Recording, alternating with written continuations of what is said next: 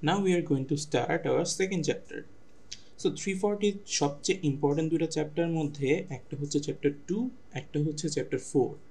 So এই chapter 2টা আপনাদের মিডের জন্য অনেক বেশি ইম্পর্টেন্ট অ্যান্ড আপনাদের ফাইনালও মাঝে মধ্যে চ্যাপ্টার 2 থেকে কোয়েশ্চেন আসে। সো চ্যাপ্টার 2টা খুবই ভালো করে পড়বেন। সো প্রথমে আমরা একটু ব্যাকগ্রাউন্ড ইনফরমেশন জানি। 340তে আগে ইউজ করা হতো মিপস আর্কিটেকচার আর এখন ইউজ করা হয় রিস্ক আর্কিটেকচার। কেন? কারণ রিস্ক আর্কিটেকচারটা অনেক বেশি কাস্টমাইজেবল, এটার প্রিসিশন অনেক ভালো, অনেক ফ্লোটিং পয়েন্ট যে প্রিসিশনগুলো আমাদের দরকার সেটা অনেক প্রিসাইজলি আসে অ্যান্ড এইটাতে আমাদের কোডগুলা রিফ্যাক্টর করা অনেক ইজি।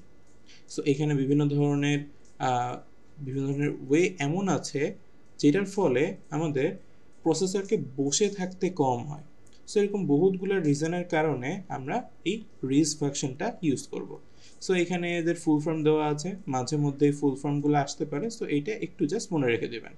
সো আমরা এখন থেকে এই রিস ভার্সনটা ইউজ করে 340 বিভিন্ন অ্যাসেম্বলি কোডগুলো জেনারেট করতে শিখব। তো এই রিস ভার্সন যেটা সেটা স্পেসিফিক্যালি বললে আমরা 5th ভার্সনটা পড়ব, ভার্সন 5।